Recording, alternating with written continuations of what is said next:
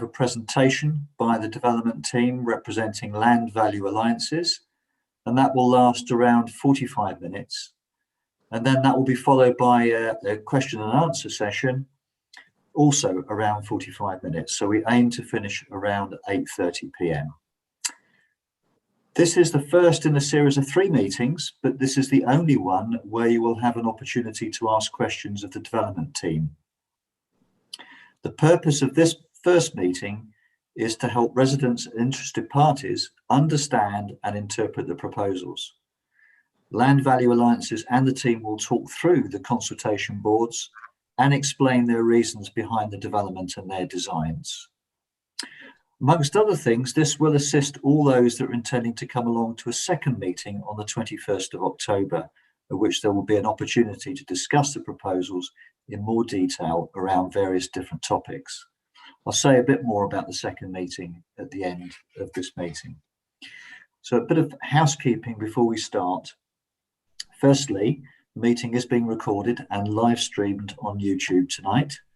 The recording will be available to watch on YouTube at any time, but we will post a link to this on our website after the meeting. So if you want to review it then, you will be very welcome. There will be a Q&A after the presentation, and ideally please reserve your questions for then. However, if you do have any questions that are burning and you want to ask the team during the presentation, you can post them on the Q&A board, and that's at the bottom of your screen. Just to say, we will be running tonight's meeting as a safe space, and what I mean by that is that we would encourage all participants to be respectful of others' views and be mindful that what you say may impact on the emotions of others taking part. So, without any more ado, I'm going to introduce the development team. So over to the development team. Thank you, Peter. Matthew Kendrick, Grassroots Planning. I'm a planning consultant. I think before we go into the main presentation, just want to quickly cover the planning context behind the proposals. This is set out in the December consultation, which is available via the current website. And essentially, the context is the government's drive to deliver 300,000 homes annually. And last year we built 241,000, so there's a bit to go before we hit that. And more concerningly, nationally, plans only provide for 170,000 dwellings per annum. So there's a bit of a deficit in terms of what's being planned for in council level plans. And how that's determined is the standard methodology, which I'll briefly share my screen. If you go.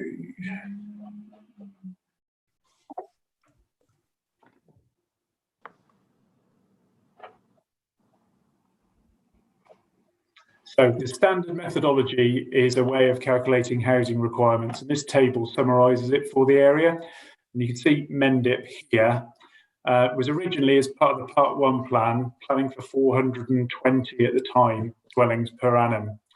And the recent change to the standard method put that up to nearly 600, and it was on that basis that the current proposals were predicated. But in August, they actually looked again at how these figures are calculated, and they're basically derived from affordability ratios. So in areas where affordability is particularly problematic and sort of first-time buyers are priced out of the market, it adjusts housing requirements to take account of that. So there's quite a large step change, obviously, from 420 to over 1,000 that's currently being anticipated. Whether or not that comes to fruition is up for debate, but it does mean there is a significant uplift in the requirement for the area. In terms of why Froome, over the past 13 years, you can see here Froome, obviously the biggest town in the district, 38, well, nearly 39% of the population, but it's actually only delivered just under 30% of the housing in the main towns, whereas Glastonbury, Shepton Mallet and Street have all provided way in excess of their percentage of population. The only difference is Wells is slightly below. So that's led to, in the last few years, real price inflation in Froome being particularly acute. As you can see here, in real terms, prices have gone down, but Froome, probably as a result of its popularity, has increased quite dramatically. So we looked probably 2 years ago, where the options for strategic scale and comprehensive growth, because it's apparent that the government will be requiring sort of significant scales of growth, and it would be directed at Froome. So we looked at where that could be. Obviously, we've got an escarpment on the western edge of the town, which precludes development beyond.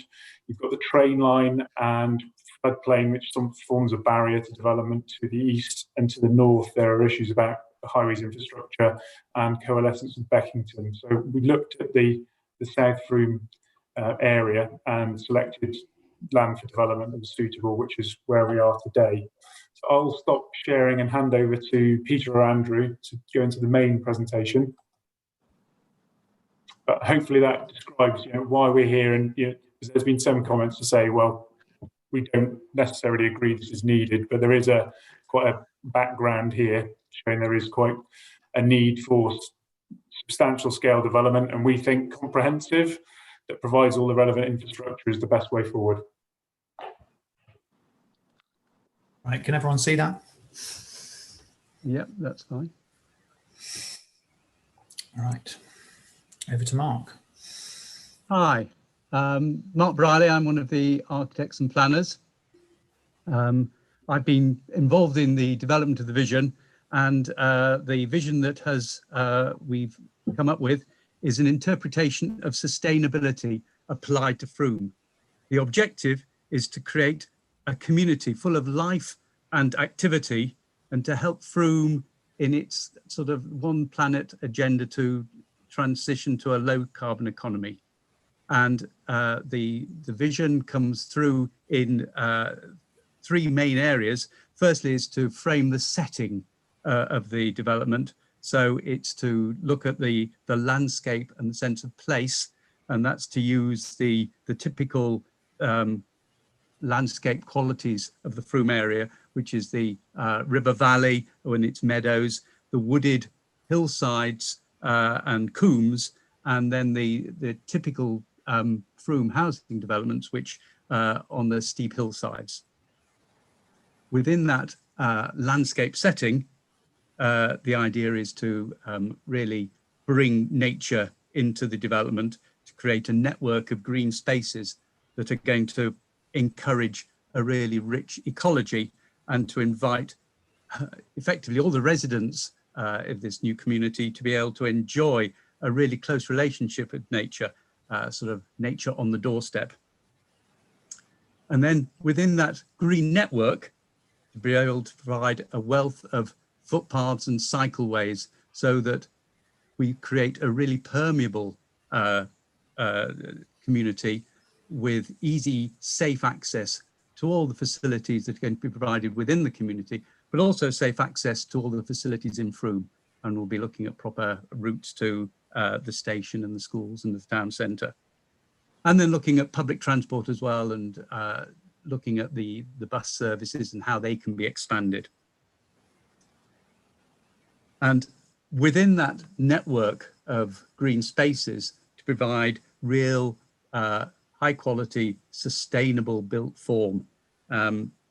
This starts off at a planning level, where we use orientation and the footprint of terraces. So we generate really efficient external envelope to floor space, but then also to expand that into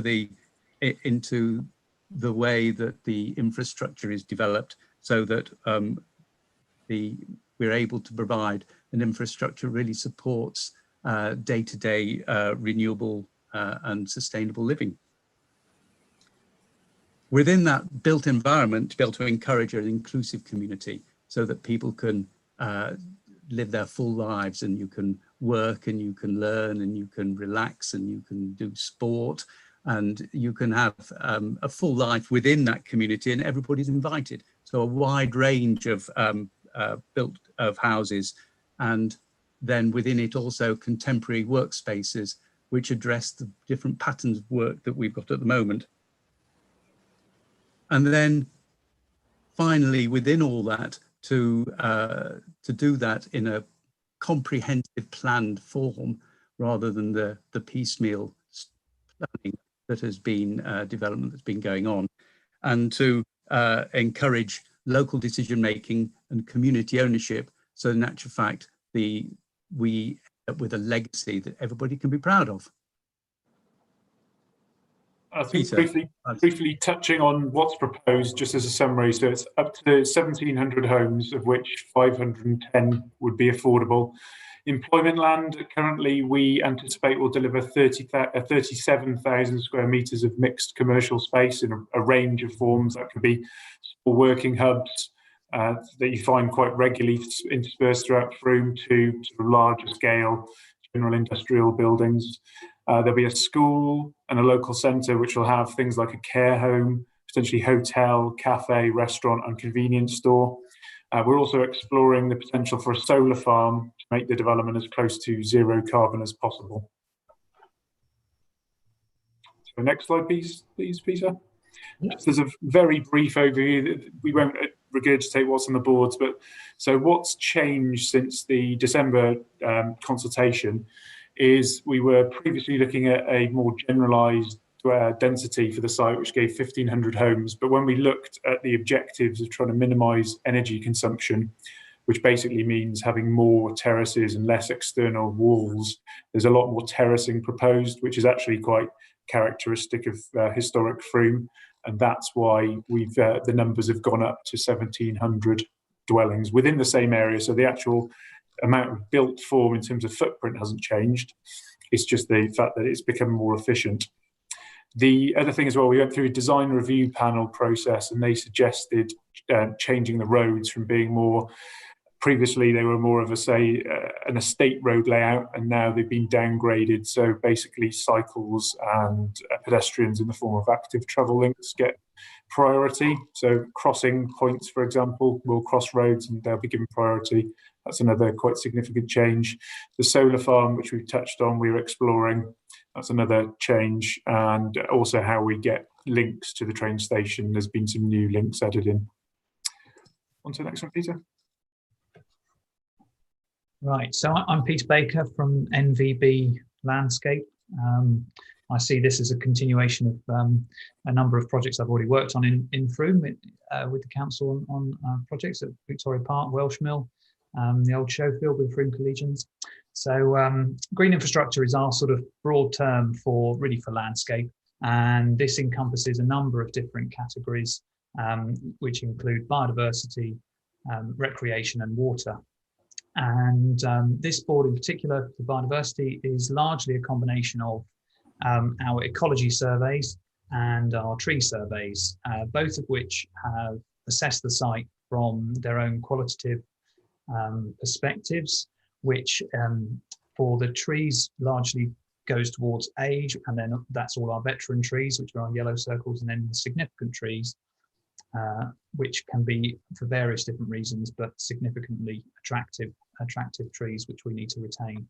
And then the hedgerow network, which is obviously a really significant aspect on the site, has also been assessed in terms of their species richness, so how valuable they are for wildlife.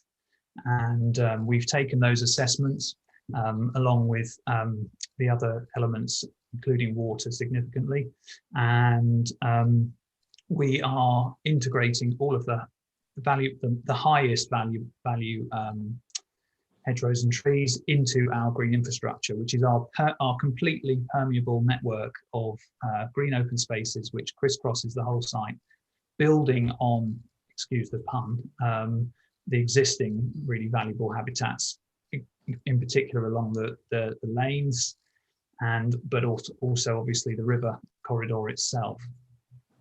We've got some really significant protected species nearby, in particular over near Mells with the Special Area Conservation with the greater horseshoe bats, and also nearby in the Triple SI, the lesser horseshoe bats, which we know forage across this site, and their foraging routes have been respected within our green infrastructure, including dark crossings. And the result of all of this work so far, working through a metric, is that we are exceeding the government target of 10% improvement in biodiversity. We're currently at 13%. And then we've got these two sections down the bottom are largely about just trying to demonstrate how we want to integrate these trees and hedgerows into these open spaces. So, for example, the middle image at the bottom is some Monterey cypress trees at the top of Paddles Lane. And then this is Paddles Lane as a section. So this is how we're integrating them into parks and linear green spaces. They're all interconnected and they all have multiple functions. Recreation, we've approached at a number of different levels. So the Town Council have undertaken an assessment of the existing town, which shows, a good spread, as I'm sure most of us are aware. But what we're able to provide now with this development is a network of open spaces. At the moment, the main linear space is largely along the river, and we've got an opportunity with this scheme to have large open spaces such as our neighbourhood equipped area play, which is more akin to Victoria Park, interconnected with linear green spaces along the existing lane network and down to the river to the country park, which is a large open space that we are developing within the floodplain and developing that largely for wildlife. And then water, we've got 4 different strands of the water that we have to manage on the site. Surface water drainage is largely associated with where we're introducing new built forms, so new houses and new roads, new paths. All that water's got to be managed in an appropriate manner in relation to climate change and the higher intensity and frequency of flood events in the future. So that's our yellow and pink areas there. The pink are our wetlands, so a proportion of these will have permanent bodies of water in them, and those we've located along our bat foraging routes, effectively as service stations for the bats all the way along, so we have a really rich and diverse habitat network. And then our light blue is our surface water flooding, which is the existing water patterns that are on the site, and these largely fall down the 2 main combes that come down the site and heading down towards the river. So those we've got to manage as a separate system. We're introducing cascading wetlands and working with those interconnected with the surface water drainage. And then we've got the foul drainage, quite simple on that one. At the moment, we've got a preliminary strategy with Wessex Water, which is that it would be pumped to the existing sewage treatment works at Lower Inox. And then we've got our river flooding along the Froome itself, and with some of our examples of how we see those working. Over to Andy. Thank you. Thank you, Peter. I'm Andrew Simpson, also from NVB Architects. I'm here to talk to you about built form. So this first slide I'm introducing is about heritage and community. Froome, as we know, is a rich heritage, and this design has been underpinned by a full heritage assessment by a local assessor. What we have found is that Froome, as we know, has an extensive conservation area covering predominantly South Froome. It's got a very large number of listed buildings, including some of the earliest working housing in the country, and a really interesting housing typology in the form of Bartons. These are narrow streets with typically terraced housing and parking located to the rear. And they particularly have informed the design, as we'll show you later on. In terms of key features on or around the site, we have Marston Park to the south of the application area. We have Little Keyford House on Little Keyford Lane, which has some very interesting sort of gates attached to it. And we've got the Crosskeys down in Blatchbridge. There's a few other smaller listed buildings on Mount Pleasant, close to the site, but those are the ones within the site. Peter, if you could do the next slide. Yep.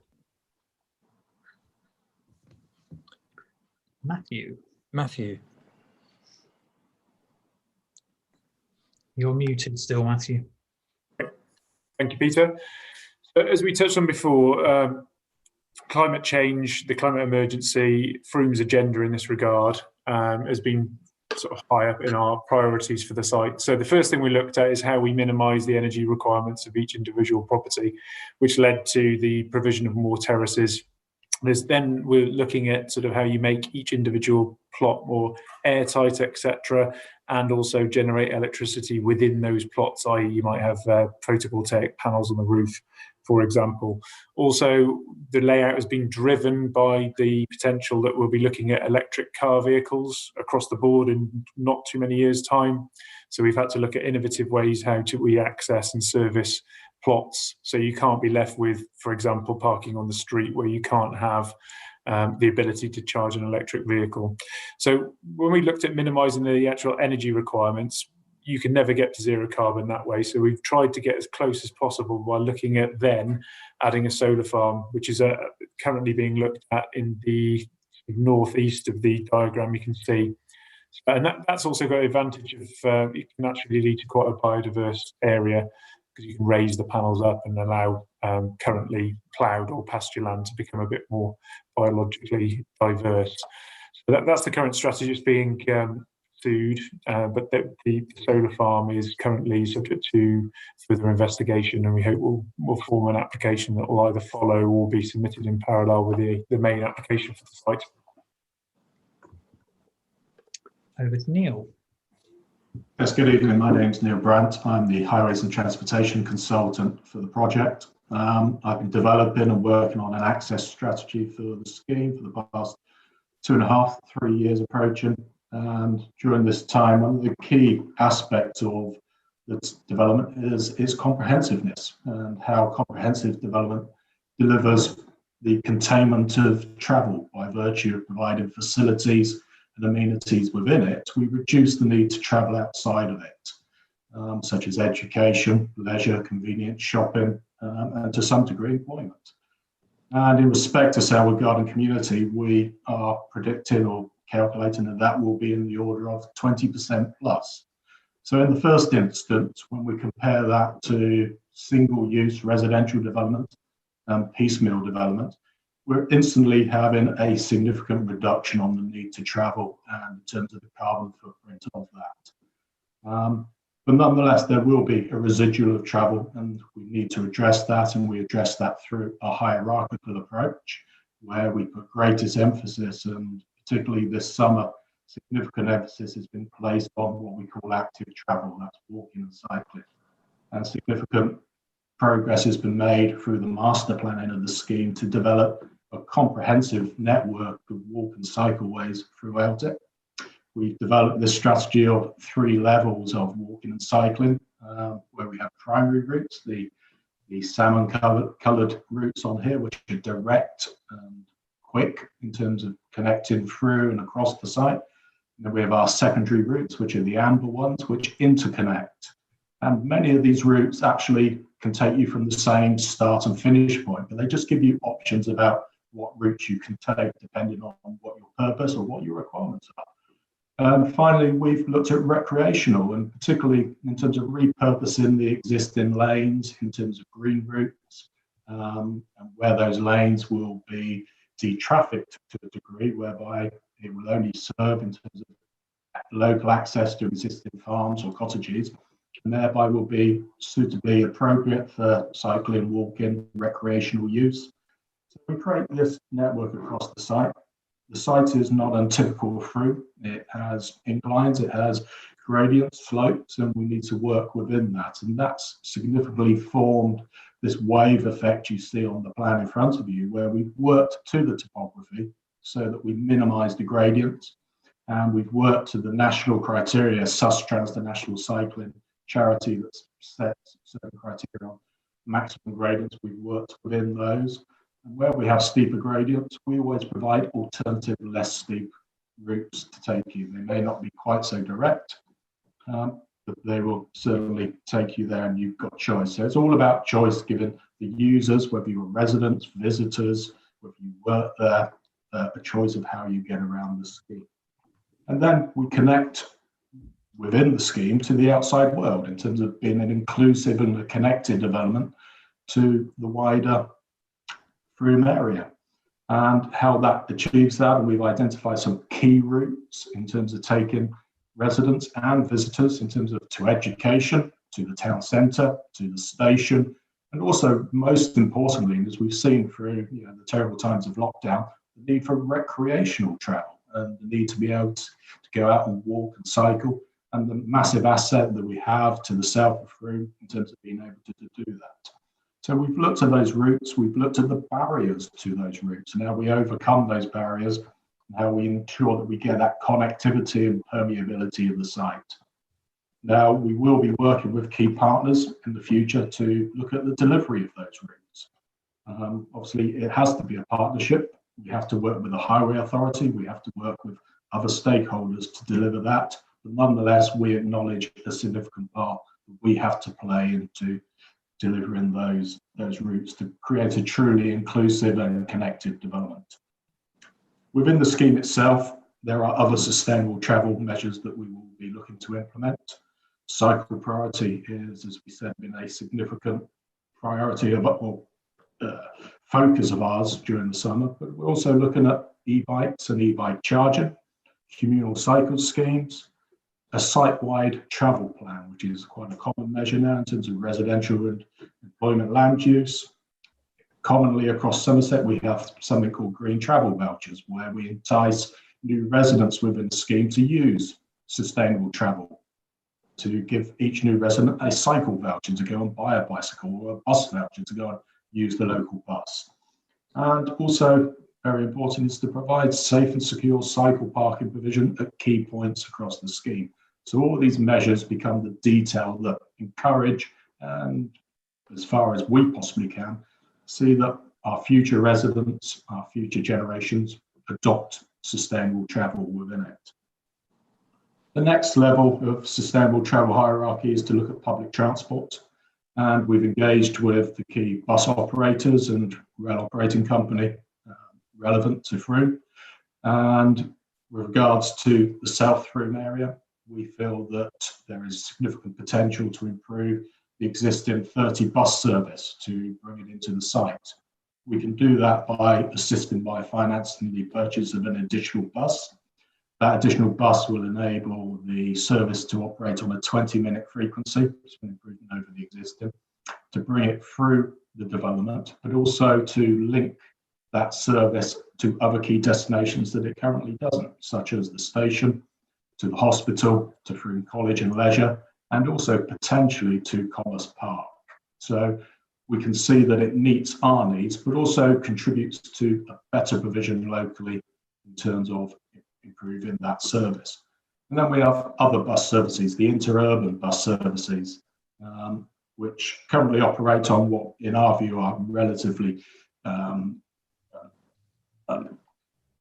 uneconomic, or not necessarily uneconomic, but limited services, where they come into Sainsbury's, they terminate, and then they return largely on the same routes again.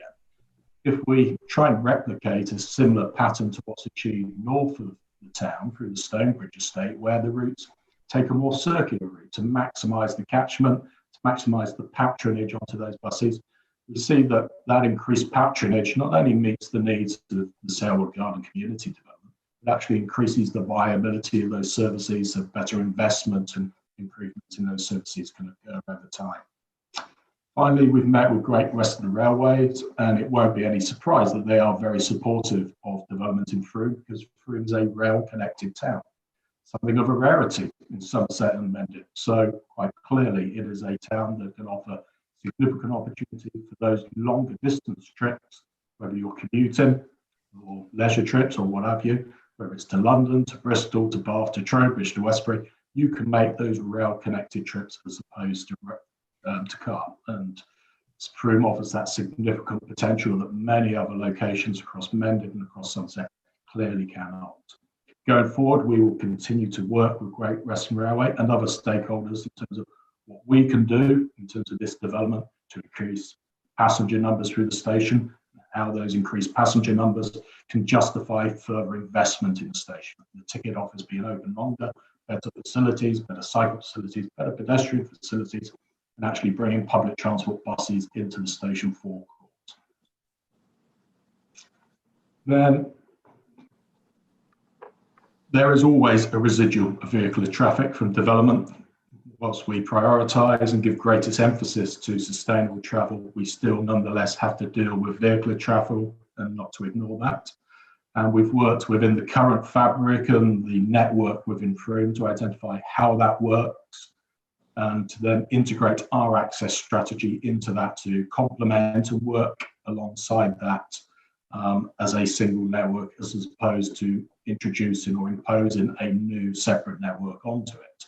And key elements of that are such as the shuttle working along the butts, where there's priority to inbound travel to the detriment of outbound. So quite clear in terms of, if you look at the traffic volumes along that route, it quite clearly reflects how people then react to that by finding alternative routes.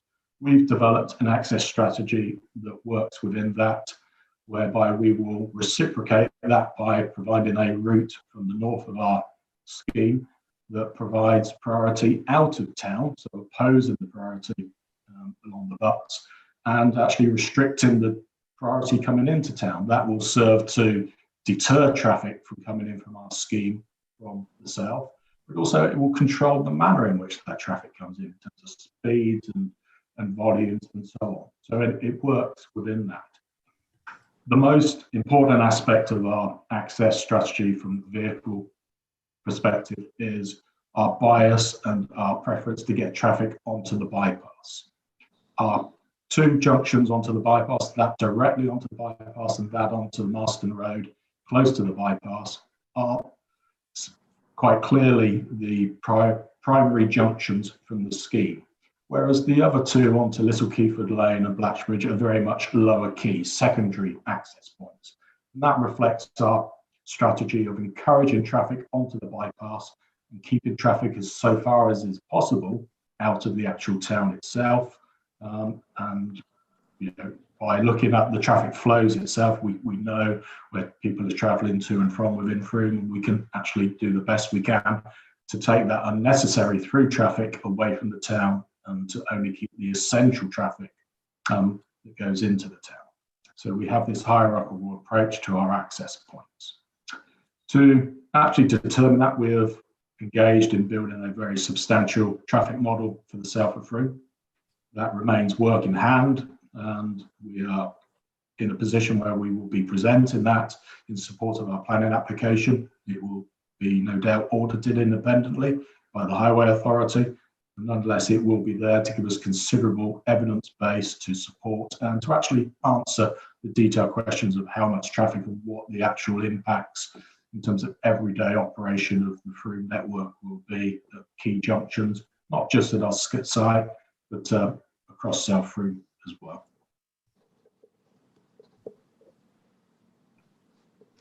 Right, Andy. Thanks, Neil. So the consultation includes a range of drawings to define parameters or rules with which the future developers would need to work within. So this drawing sets out maximum building heights across the site. So this is not proposed heights within our development, but sets constraints for future developers. The key thing to note here is where heights are limited.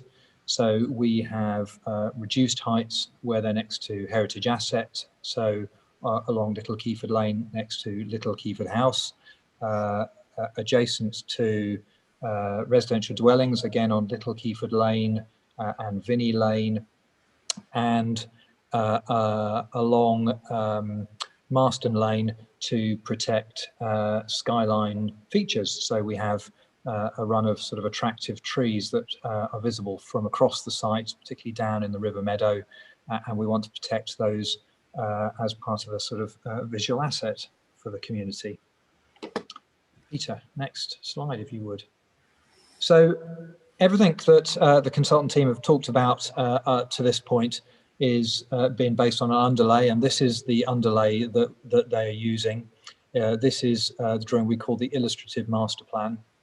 It's where all the features come together by way of orientation. I'm sure all the audience will understand the setting, but we are South Froome, so we're generally within the bypass that runs around the bottom end of the site there.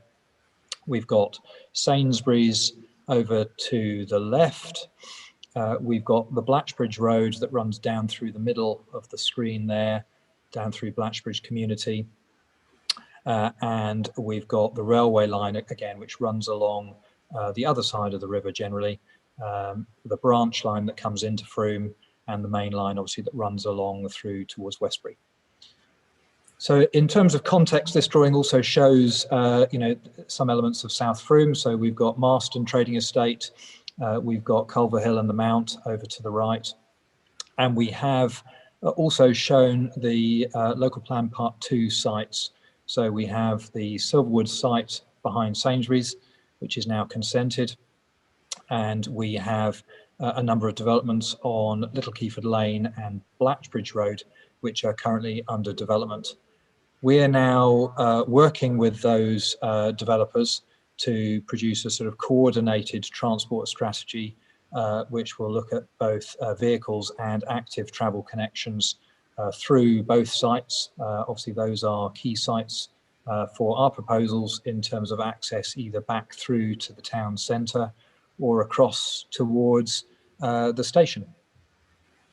The site itself is approximately 100 hectares, just short of 100 hectares, and includes 50% of the land for housing. That includes drainage, roads, supporting infrastructure. About a third of the sites, 33% for green infrastructure, dedicated green infrastructure, publicly accessible. That excludes private gardens. And we have about 12% for employment, and the balance area, which is a primary school and mixed use activities, is about 5% of the site there.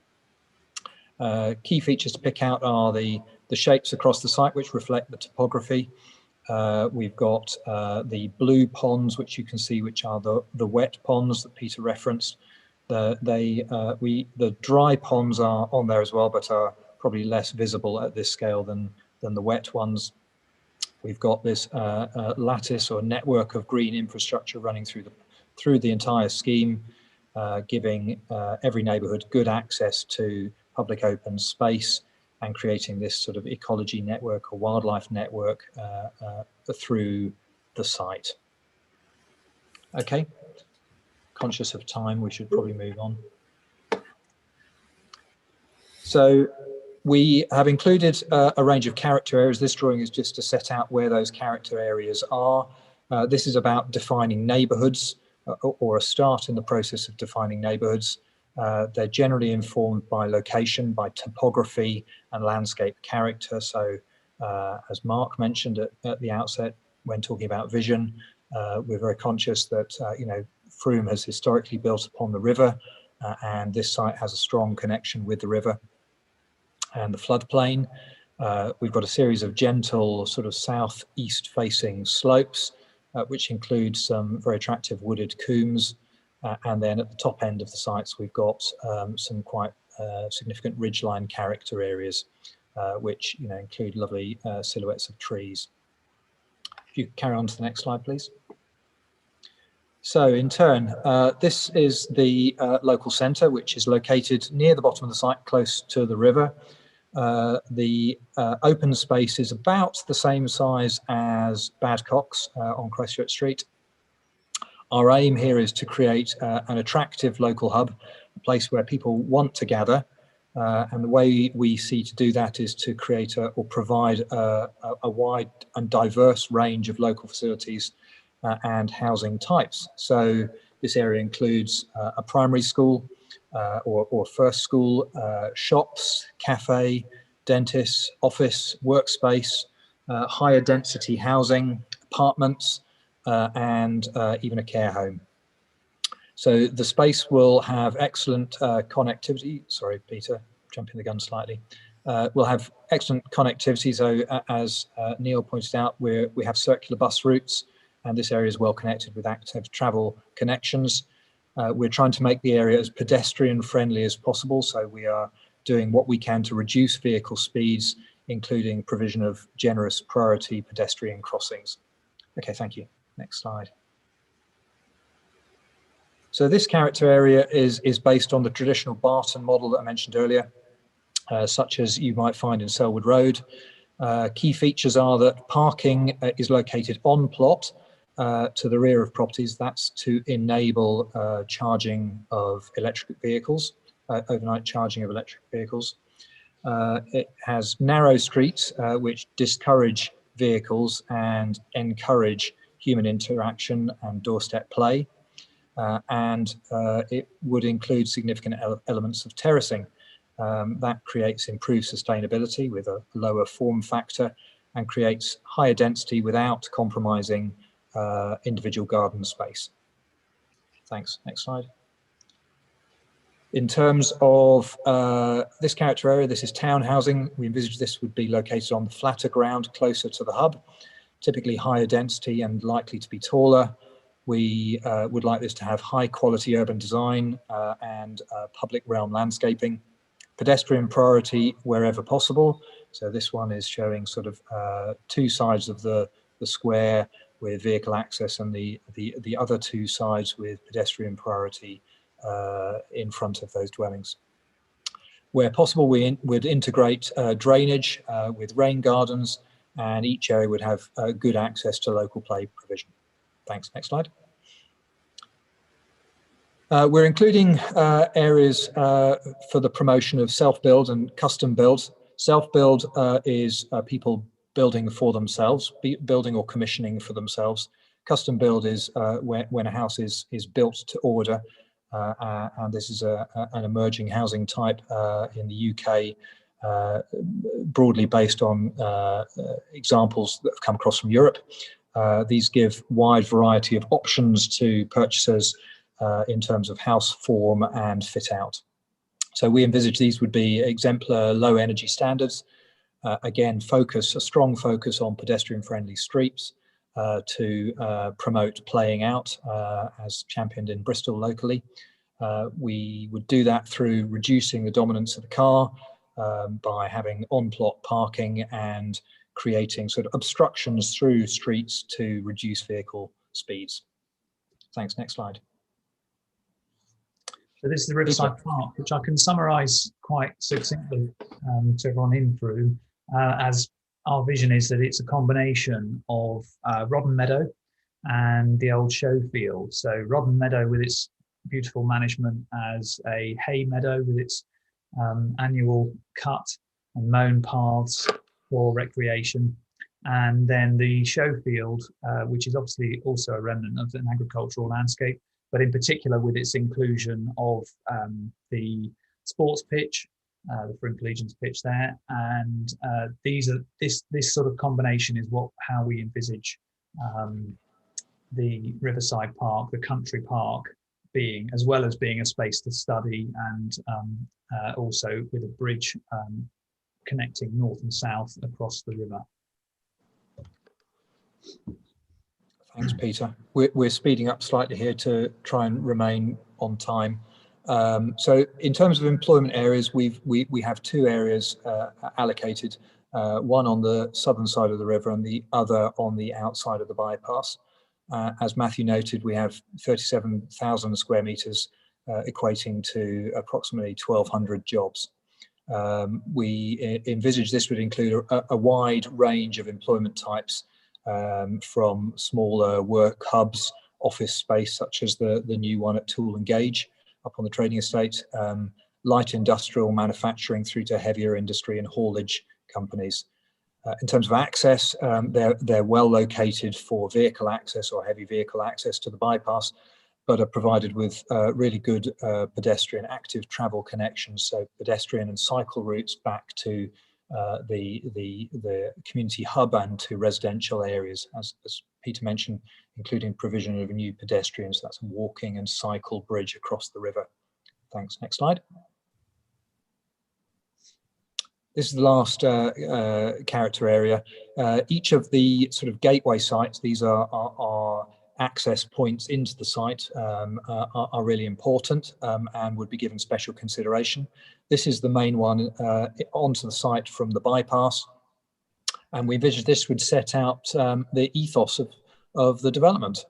So we're creating an attractive biodiverse landscape using those surface water and water attenuation ponds to create attractive wetland areas, and incorporating sort of active travel routes into the site to signify you've arrived at somewhere different and unique to Froome. So that's the end of the character areas. Back to Matthew. I think it's, I won't be going to say what's on this slide. It's basically the timelines that we'll be following, and if there's any questions on that, let me know. I think it's worthwhile going back over the purpose of the character areas though, Andrew. So people obviously justifiably on large schemes sometimes concerned that, well, what happens in the future if parts of the site are sold off to various developers? Will the design quality that we're trying to engender here get watered down? So character areas are meant to define a set of principles which then will form a design code in due course that each developer who buys a portion of the site will then have to adhere to. So they'll pick up the design code and it will set out a series of parameters which will engender the sort of development that we want to see, which we've presented for you tonight. And then that provides a safety net that then in the future, what you see today will be delivered in a pretty similar format. I think it's, as we said, there's no point in going through all of the this slide. Just onto Q&A. I think, Peter, if that's okay with you, just so we stick to time. Very much indeed to all the presenters. So we now move to the Q&A session, and just a reminder that you can use the Q&A board at the bottom of your screen to lodge a question. And can you please ensure that you don't repeat any questions that have previously been asked, and try and keep your questions as succinct as possible. So do we have the first question? I wondered if you could stop sharing the screen, please, Peter. Thank you. Thank you. I'll make a start on the questions. We have there are a few questions have been answered as we're going through, so hopefully people who have posted are able to see that in the answered tab on the Q&A board. So the first question we have is actually quite a long, complex question, which I think the elements about why more housing is needed was covered in the presentation. But the main element of the question that perhaps wasn't addressed was, will there be emergency measures in place should the sewage pump fail? But just to reassure the person who's asked the question, as it is quite a long, complex question, I've captured that and I will make sure that it is sent to Matthew and the team, and then we will get a response and post a more comprehensive answer if one's needed on our website. Yeah, so briefly to cover that, so we've been engaging with Wessex Water about foul capacity. It's now, things have changed, and now it's incumbent on Wessex Water to provide a scheme, and they've got a team of people looking into that, so their engineers are looking at it. It will be pumped to the existing Inox Hill facility, and they will have to think about, well, what happens if there's a failure in the pump system. So, but the onus is on them. So we pay via connections for every house for those improvements, but Wessex Water, it's on them to design, and they are well advanced on that. We've had discussions with them, and they're ongoing. Okay. Thank you.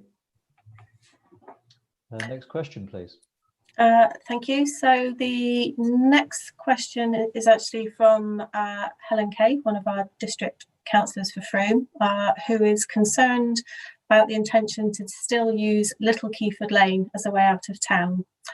Can you say you will stay clear of the protected trees, which are an important landscape feature, but the lane is too narrow and she's not convinced it will work? And she's also asking about creating green corridors out of existing lanes, but Little Keyford is used a lot, including people walking. Again, there's a bit more to that question, which I have captured, so we will forward that in full, but if you could perhaps comment on that initially. Yes, certainly. Where the access from Little Keyford Lane comes down into the scheme, we pull it away from the TPO trees because that's land within our control to do so. So we can guarantee that those trees will not be impacted by the new road. Then when that road and all roads within the scheme, they will be new build. We will not be making reliance upon or using any of the existing lanes or roads across this site area for anything other than recreational green lane and farm access. So all vehicular traffic will be on new purpose-built roads. All cycling and pedestrian will be on new footways, cycleways, and we will reuse and repurpose the existing lanes for the purpose of recreational use. So the only vehicles that will ever be using those will be the occasional tractor going to a field or accessing a farm or a farmer. There won't be any access from the development or parts of the development to that network, so there won't be a need or a through route for traffic to use that. So we will be looking to protect those recreational green routes and ensuring they serve our vision in terms of being recreational and very much leisure orientated ways through the scheme. I think, Neil, as well, it's worth saying that the detailed design for those improvements include a cycle footway, don't they? And they also take into account the TPO trees and respect their route protection zones, I believe. That's it. We create, obviously, we connect our cycle and pedestrian routes up to Little Keyford Lane. To the west of that, we take the route to the west of that TPO tree belt so as to avoid the root areas. And we don't, so at that point, the footway and the cycleway diverges from the road. So that the roads, there's a nice green buffer between the road and the trees, and then the footway and the cycleway passing around the other side of the trees. Thank you very much, Neil and Matthew. Jane, the next question, please. Next question, what age ranges will the school service, given that all the other developments in and around Froome are putting strain on current educational resources? I think the first thing to say is we've been in discussion with the county about education provision for some time, and we're expecting a report on Froome as a whole in June, but keeps being delayed. What we've been told so far is there's only a requirement for primary, and forgive me my knowledge, and Andrew, you might want to jump in about the different forms of school provision in Froome and what the ages are exactly. But they only want what I describe as a primary school at the current time, albeit we have got provision in place if there is a need for middle or upper school provision. But in terms of the age groups, Andrew, can you confirm? Well, obviously, we're a three-tier system in Froome, and nationally, it's not a favoured system. At the moment, they've asked us to accommodate a primary school, which is what we're doing. But obviously, we have locally that you would interpret that to be a first school. We have space allocated for it to be a two-form entry primary school at this stage. It may get slightly smaller, and it may include a middle school if that is subsequently required.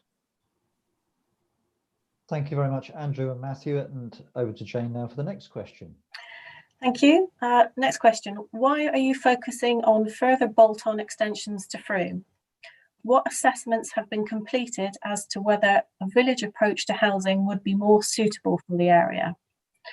These plans originally started using the term garden village, but this was dropped on not meeting any of the requirements. Surely developments outside the town limits, I think that's right, surely develops outside the town limit would be more sustainable. Well, firstly, we didn't drop the village title because of not meeting the requirements. We still meet the government guidance about garden communities. It's just that the government reframed the guidance to talk more about communities, and that's an acknowledgement actually that the principles could be applied to urban extensions. You've got a garden village in Taunton, for example, which is an urban extension. So the reason for the change to community is a lot of people in the December consultation said it was misleading to call it a village. So we've rebranded it to be a community. In terms of whether there's another location somewhere else where a totally standalone community could be delivered, our discussions with Mendip suggest that they haven't selected any locations for such a garden village. And my experience of their delivery is that they're very difficult, because obviously if you just choose a group of fields in the middle of nowhere, you have to provide all the infrastructure up front, which is usually very, very costly and makes them unviable. Also, in this case, you've got a train station, which you can leverage, and actually provide more footfall and make it a better service. So it makes sense to actually locate it in Froome, where you have existing facilities that can be used to support development. Thank you, Matthew. Jane, the next question, please. Thank you. Actually, I'm going to jump ahead, as I noticed that Helen Kay said in response to her question that the question hadn't been answered. Excuse me. Oh, sorry, the screen keeps jumping around. Question hadn't been answered because on the town side of the pinch point is also used for leisure.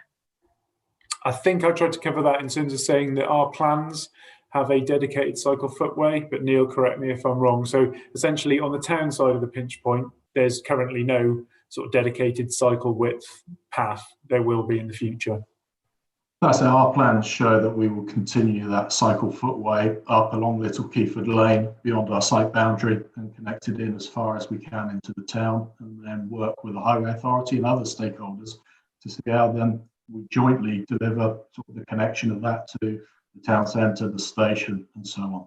So the plans show that footway, that cycleway continuing the length of Little Keyford Lane up past the other allocated sites on the east side of the lane.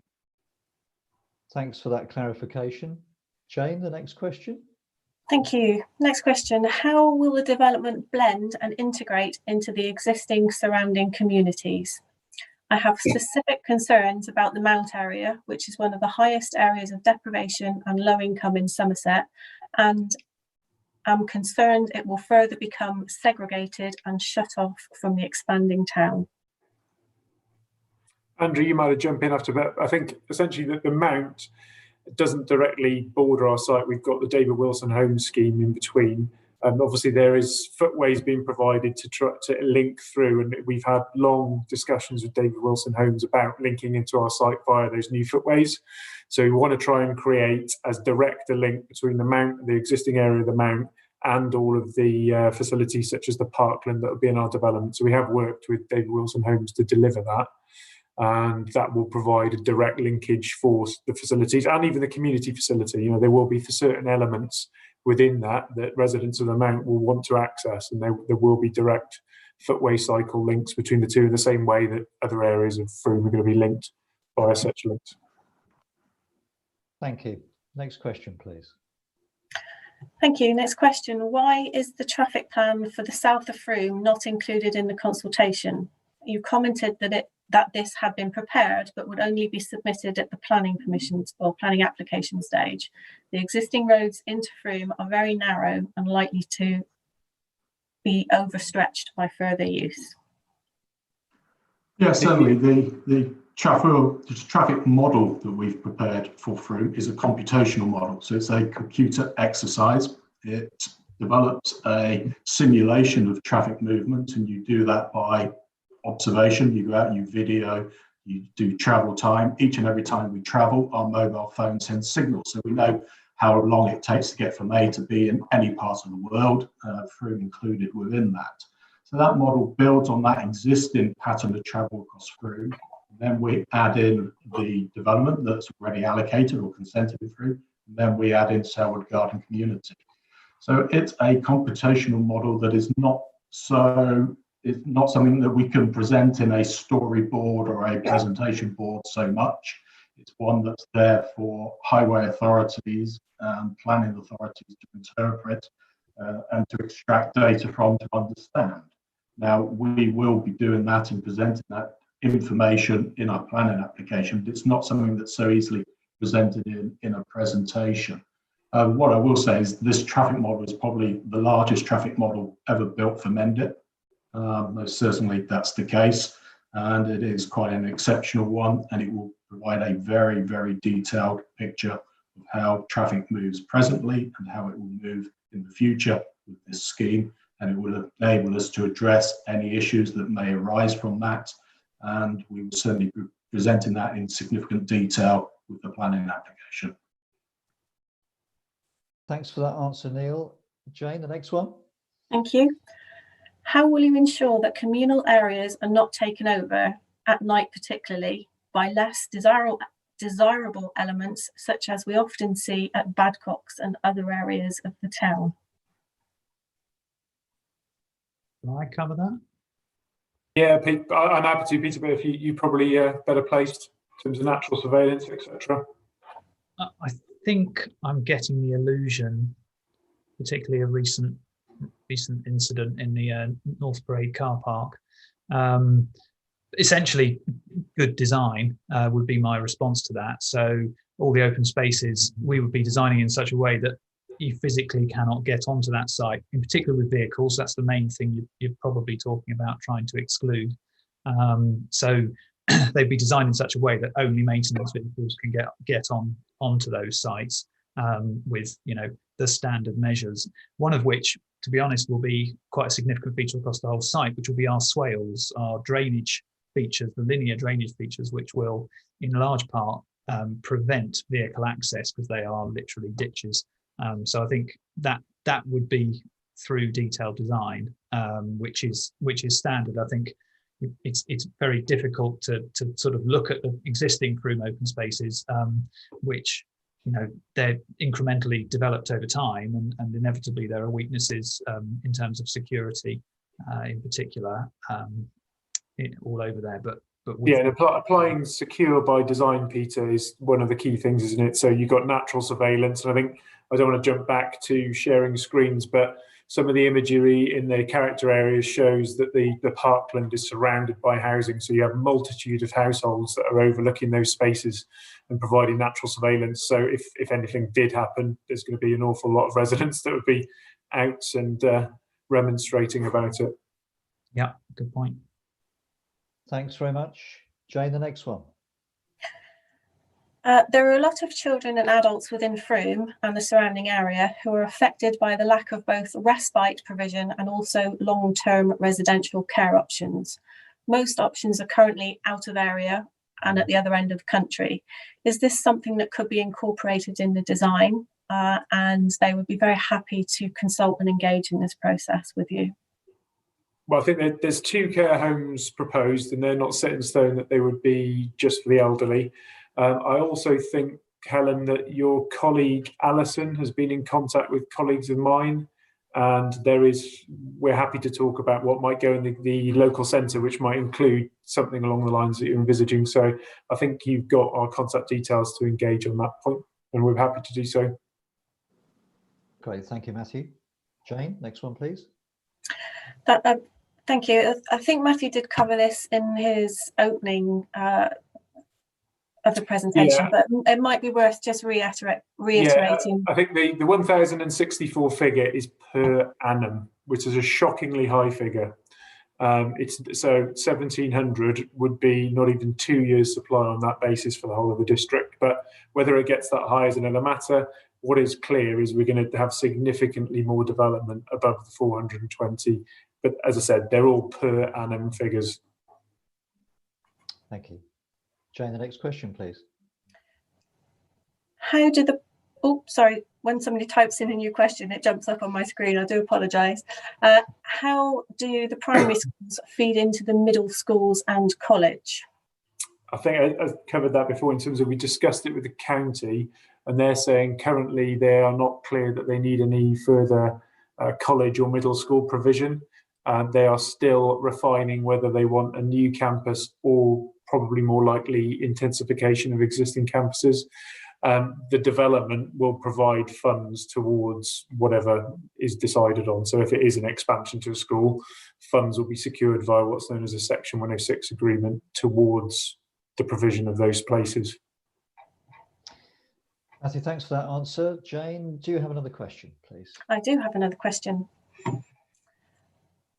Will the proposals include space for health services on site to increase access to GPs and nursing services, which would avoid the need to travel for all such visits to the main Froome Medical Centre? Yes, we always envisaged health services, and again, in liaison with the NHS Trust for the area, I've discussed it with them. We did sort of put some space aside in the central area. They've declined to take that up, so they would have preferred to focus on the existing surgery and improvements there, which again, we're likely will have to fund those. So it just means that we will be providing space for a dentist in the current proposals. Thanks, Matthew. Jane? So this question jumps back to the question that was asked previously, that they didn't feel that they'd had a clear answer, in as much as they were asking what assessments have been completed to show that a bolt-on development was more desirable than a separate settlement outside of Froome. That's beyond the scope of this application. That is a question for Mendip. You know, Mendip, if they're going to consider that as a proposal, as I said, I believe they have. I don't know what assessment work they've done to prove that's the case, but across the UK, as I said, the track history is it is harder to provide a separate settlement. Okay, that's clear. Jane? We haven't heard about the types of build that will be fit for purpose 50 to 100 years on, with hotter summers and wetter winters, as well as zero carbon and carbon positive. Reading through that, the question is, why are you not proposing passive house zero carbon standards for the houses, bearing in mind that the District Council has passed a climate emergency motion aiming for net zero carbon by 2030. Yeah, we have got an area of the site that's proposed for innovative housing, which would include passive housing. The problem is there's no, on this scale, there's no viability. Well, there's no proven viability that it can work across that, and we've got to propose a development which is viable and can be delivered. So what we've focused on is a mix of housing, some of which might be passive house, and minimising energy requirements, and then having a solar farm to basically deal with the residual, because that is, we think, viable. So we can't commit to the whole site being passive house. It's just never been done on this scale before. There is a comment in the chat, which I don't know whether you've picked up, that does refer to that, but perhaps that's something that we can respond to in more detail. We'll pass that to you and get that issued on our website. Sorry. Next question. In consideration of the timeline for development and both the expected reduction of gas in new housing from 2025 and therefore demand of electric heating and air source pumps for housing, as well as electric vehicle demand, how likely is the solar farm, and as this would appear to be key to the success of the project? Well, so far we think it's looking like it'd be viable. It's not required in policy terms. I'd like to make that clear, because obviously there's policy set at Mendip level and nationally, but we want to go beyond those, and the solar farm would help us achieve that, and we think there's a good chance it will be successful. So we're just currently investigating it. We don't think there's any major concerns in terms of, for example, we've looked at it in terms of landscape and ecology, so there's no showstoppers there. We just need to do further work on things like the electrical link to the grid. Thanks, Matthew. Jane? I like how you have referred to the historical terracing to validate cramming in many more houses. However, is this what the majority of families want? I would prefer a detached home over a terraced any day of the week. Will the homes be sold on as leasehold or freehold? And will the council adopt the upkeep of the surrounding areas, or will residents be required to pay for a private management company? I think on the management company point, obviously we've been in discussion with the town council about the potential that the parkland areas would be taken over, and obviously that would be our preference. But worst case scenario, yes, it would be a management company issue. Sorry, I think the question disappeared.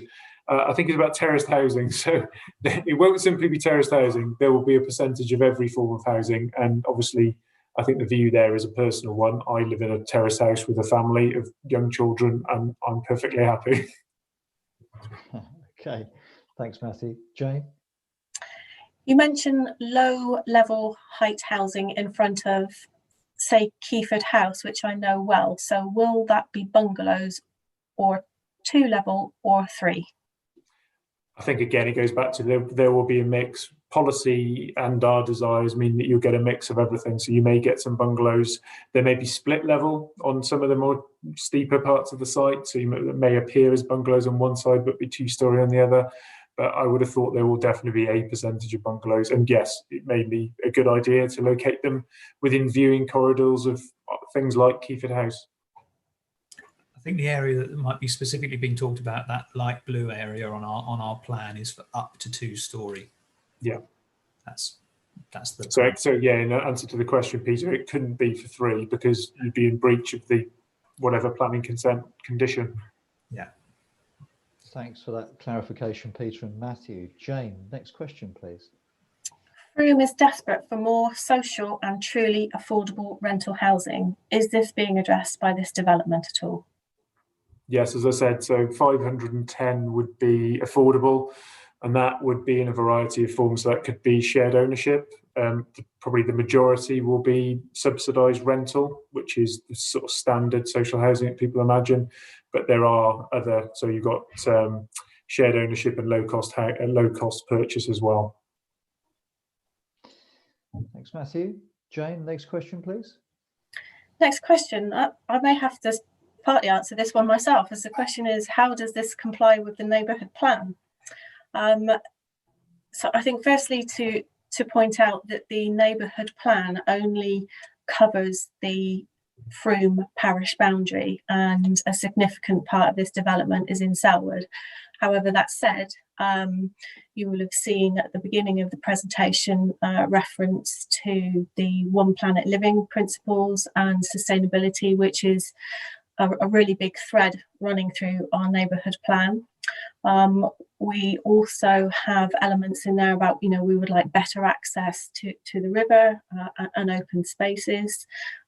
So, that is all trying to be achieved throughout this development. And I think the principles about wanting to develop communities is also inbuilt into this. But I think that's all I'll say at this point, but perhaps hand over to Matthew or the team. Yeah, so the principles and aims of the plan have been taken into account. But in terms of, probably the question will be, well, the neighbourhood plan doesn't allocate the site.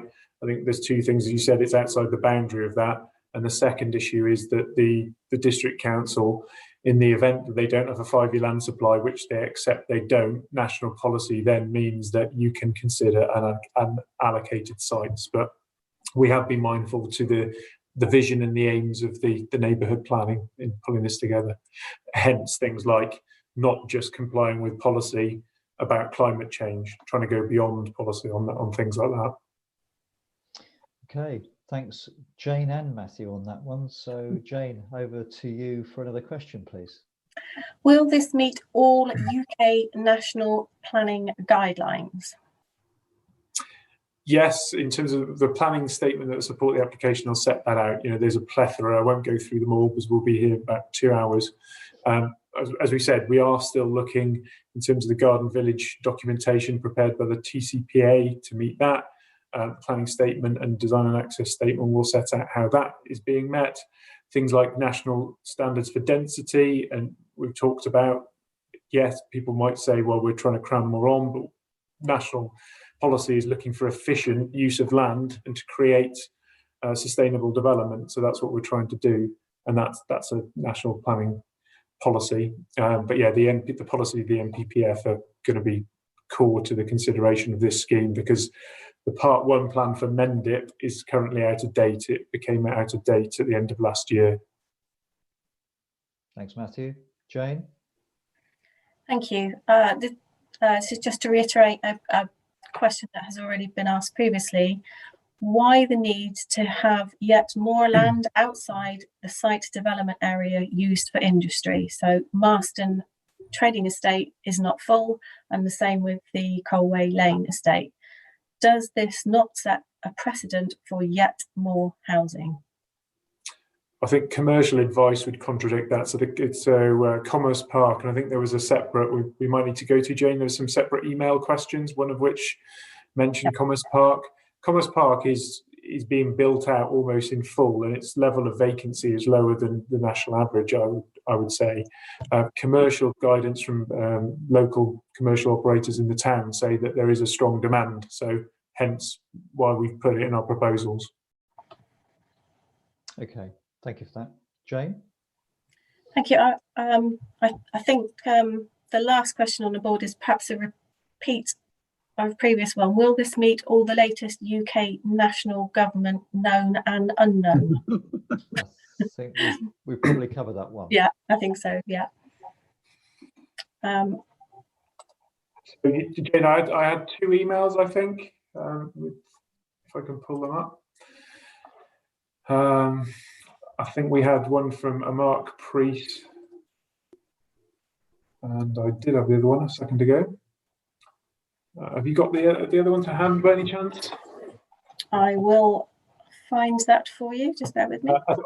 The first question on Mr. Priest's email was why reopen Marston back lane, and I think Neil, you've provided a response in writing which we can send on to you. But, yeah, so we'll provide a written response, but yeah, we'd just like to sort of reaffirm that we have no proposals to open Marston Lane to through traffic. We're fully aware that it is bollarded off a short distance along the lane, and that will remain the case because for us it is an important cycle pedestrian link, and we wouldn't want to see that change. Okay, and then the second question that we just answered was why create more commercial properties when existing commercial parks not fully occupied. And we've covered that. The third was where are 1,700 households coming from? That's basically because the figures we talked about right at the beginning are based on what's known as household projections. So households are forming in the UK because of population growth, but probably more significantly demographic change. So as people live longer, there's more single person households, which mean they're not available for larger households, which means that there's more and more households being created. And there's, I know from experience, there's an awful lot of what's known as hidden households, which are essentially people living with mum or dad at quite advanced age, for example. And I think the fourth question, was how many properties in Froome and surrounding villages are unoccupied at this time? I'm sorry, I do not have an answer to that. And the fifth was what is the perceived increase in traffic volume and noise between the bypass and the Sainsbury's roundabouts, which I think will be covered in the traffic model, and noise. So there'll be a noise assessment, which will form part of what's known as an environmental impact assessment. And that will be submitted with the application. So that will thoroughly test the noise issue. In terms of traffic, Neil, the model covers that area, doesn't it? The model covers that comprehensively. At the moment, it's showing a 5% increase between our site access and Sainsbury's. So that's the scale of it if we look proportionately. Great, that's really useful that we've been able to cover those email questions as well. So thank you, Matthew and Neil. No problem, Peter. I think there was, sorry, Jane, there was one more. There is one more, sorry. Okay. So this was a question submitted in advance by email. And what rationale is there for placing high density affordable homes in the furthest position from Froome town centre? That's the first question. The second, as residents of Dragonfly Close, what assurances can we be given that the B3092 will remain open until a more direct and safer access to the A361 is fully constructed, thereby reducing traffic pressure through residential and commercial areas of town? Neil, can you cover that point while it's fresh? Yeah, in regards to the road to Blacksbridge past Dragonfly Close, we have no proposals to close that in the interim or presently in terms of with the creation of our new north-south link. We see that they work in conjunction with each other, and that looking at the traffic model, and what the traffic model is telling us is that actually traffic will invariably balance between the two quite nicely, so there won't be a significant increase in traffic on the existing road to Blacksbridge, and it will remain open. And then in terms of the first point about placing high density affordable homes further from the town centre, affordable housing will be spread throughout the site, so there's no area that's furthest away. And also the community centre provides for everyday facilities, so it provides primary school, your local shop, and there will be employment facilities. So everyday facilities will be provided within the development, so there's no reason to restrict sort of higher density where we're proposing it. you. Jane, any more email questions, or is that the lot? There are no more email questions, but whilst we've been talking, we have had three further questions, excuse me, posted on the Q&A board, if you'd like me to read those out. Yes, please. Do your flood plans take into account all the buildings on the fields? The field below Vinnie Lane currently floods several times a year, usually up to halfway across the field. Occasionally to 3/4 of the field is flooded. This is likely to impact the current residents of the lane. Yeah, so to answer that, our flood risk assessment and modelling work has to take into account all of the hard surfacing that will be provided on the development, and then we have to what's known as attenuate surface water flows to what's known as greenfield runoff rates, and greenfield runoff rate is the rate that currently occurs, and actually improve it by, I think, I'm sorry, we don't have a drainage engineer, but I think by 40% to take into account for climate change. So it'll actually be designed to reduce that problem. And we're also in discussions with the Friends of River Froome as to how we can improve the river corridor, not just within the wider mixed-use site, but also within the solar farm site, in terms of providing natural flood storage and attenuation within that zone as well. Jane? Will you confirm all planning of this planning application will be open and transparent, and no non-disclosure notices will be issued to the council? It will, so all the documentation will be publicly available. I've never submitted an application myself, which is a non-disclosure notice.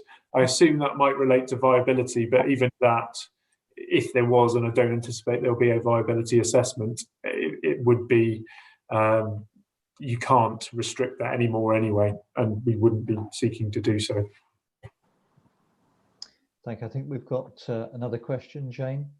Yep, last open question at the moment. Some of the land does not belong to the farm. Will that be compulsorily purchased? I'm afraid I don't know what land we're talking about, and we have no plans that offer up any land for compulsory purchase as far as I'm aware. Thank you. Do we have any other questions that have been posted tonight on the Q&A board, Jane? No, we have no questions. No more questions. Okay. Well, we're getting close now to 8:30, and I said at the beginning that we would try and close the meeting at 8:30. So I'm now going to bring the Q&A session to an end, and just like to sum up really. So thank you very much to all of the presenters tonight and to all of the attendees who have asked their questions.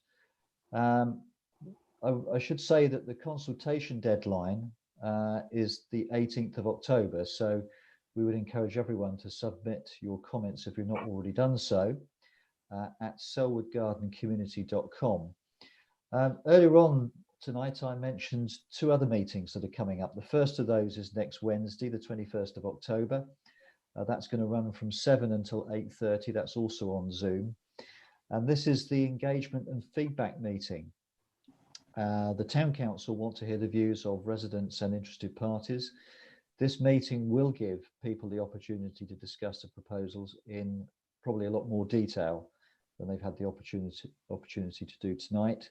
So there will be a virtual breakout rooms facility where people can discuss the different topic headings, for example, highway sustainability, the master plan, as set out in the consultation boards.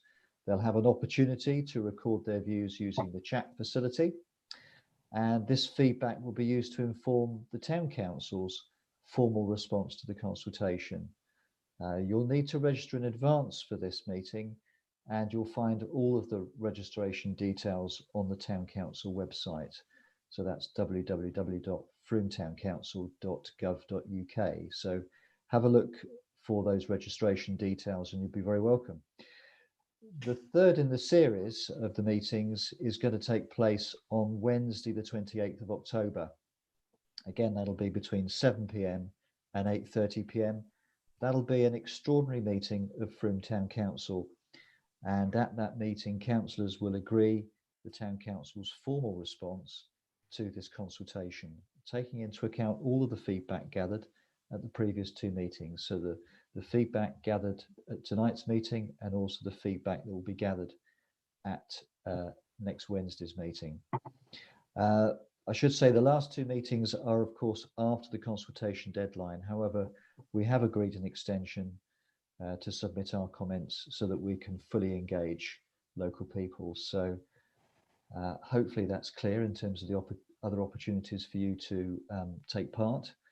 And again, I'd just like to thank all the presenters from the development team, and thank you all as attendees from attending this meeting.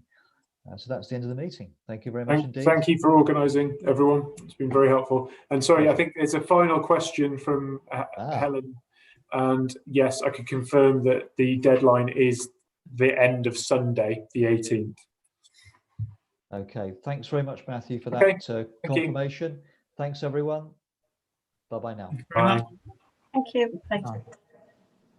Thank you. Bye. Take care.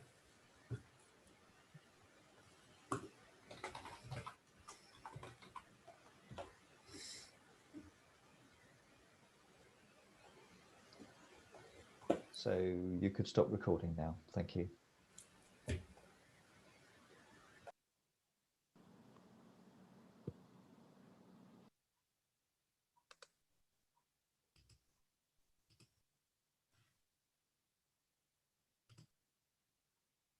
Okay, thank you very much. Oh, I notice it's still recording. Thought it told me we turned it off. Okay, it's still saying live on YouTube on my screen. I think I can't do anything about that one, I'm afraid. Okay. Is Laura still on the line?